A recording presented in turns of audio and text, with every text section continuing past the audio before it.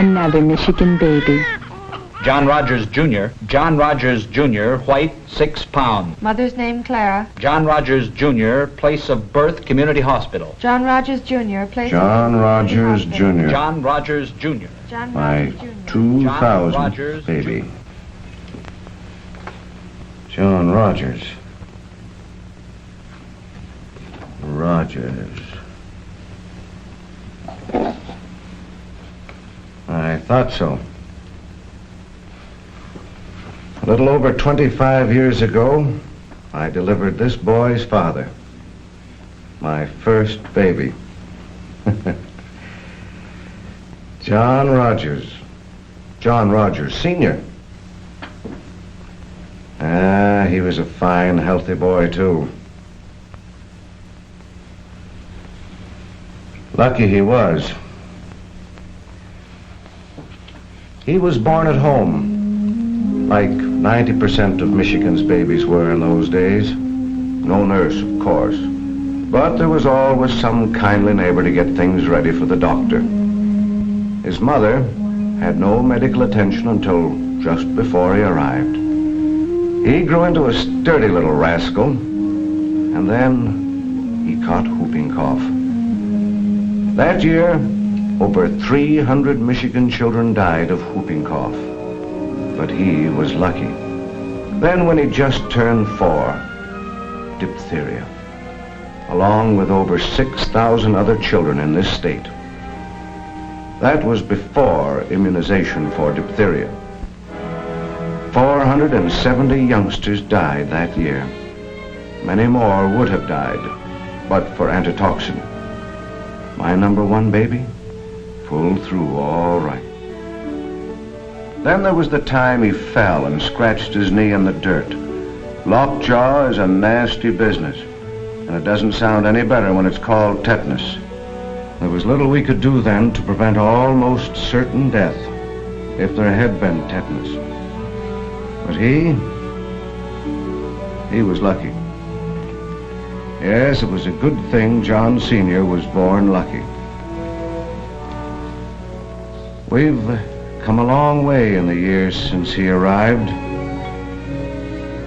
Children in Michigan now have a far better chance to grow up strong and healthy and free from disease. Today, long before baby arrives, every expectant mother can get prenatal care. And in Michigan health centers, expectant mothers may learn how to care for their children's health as well as their own health.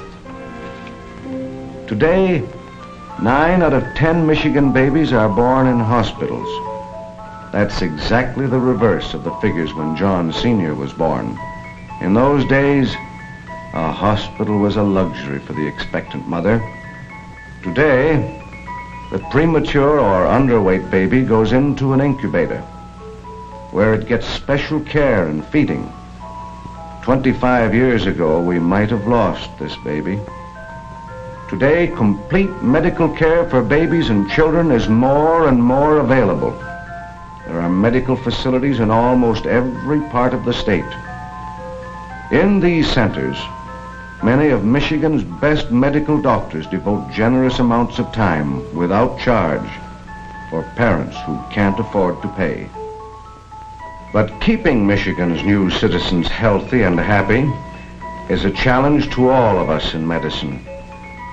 Very often we family doctors get to know more about our young patients than their own mothers and fathers. We know what is best for each child to protect him in advance from serious sickness. One form of protection is immunization.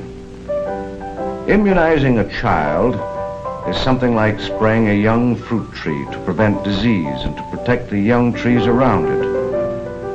In 1921, 12,000 children in Michigan had diphtheria, and almost 1,000 died. Last year, we cut the number of cases to 238, with only 23 deaths. Even these could have been prevented if the parents had cooperated, because when every baby in the state is immunized, there will be no deaths from diphtheria. In 1921, there were over 4,500 victims of smallpox in this state, with 12 deaths. But there was only one case and no deaths last year. Where preschool immunization is the rule, diphtheria and smallpox just can't happen. Today, we are no longer afraid of tetanus. During World War II, only 1 in a million of our fighting men got tetanus, for they were immunized against it. This same immunization is protecting Michigan's children today from an infection that meant almost certain death 25 years ago. In 1921, whooping cough killed 316 Michigan children. Last year, the number of deaths was reduced to 63. Children under 3 are particularly susceptible to whooping cough, so immunization should not be put off till school age. The best time for whooping cough immunization is at the age of 6 months. The first year in a child's life is the most important time for protecting him against disease. Since most serious cases occur before school age, immunization in school may be too late. Of course, immunization must be kept up. But we must not forget that from birth, each youngster is an individual. No two are alike. Parents recognize this, and so does the family doctor. Each child must be treated as an individual if we're to bring up healthy, sturdy young men and women. Medical science has almost wiped out the serious diseases of childhood, but there are still a few which cannot as yet be prevented. For example, rheumatic fever and its after effects today cause more deaths in children than all communicable diseases combined. To reduce these deaths, your Michigan State Medical Society has set up rheumatic fever control centers to diagnose the disease in its early stages. In Michigan, in every part of the state, medical doctors give freely of their time to detecting this disease, which can do so much damage to the young heart. And while science has not yet been able to prevent rheumatic fever, it has learned the best way to treat it. We know that a long rest and properly supervised convalescence are really important.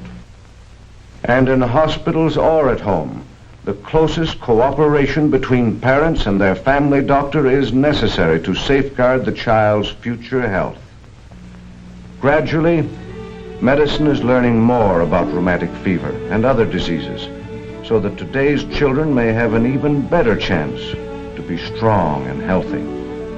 And by keeping up with the latest scientific developments with postgraduate courses and through research, we're keeping abreast of each new development. School is never over for the doctor of medicine in the battle to safeguard the health of your child. And the parents of today's children can have non-profit medical and hospital service to protect against the cost of unexpected illness. Our Michigan State Medical Society is behind the Blue Cross plan, which permits parents to pick the doctor they want for their children. Well, over 1 million people in Michigan are benefiting by these plans. Yes, a lot has been accomplished to keep our children healthy and strong since that lucky first baby of mine was born. John Rogers, Jr., you're a lucky youngster, too. You couldn't have picked a better time to be born.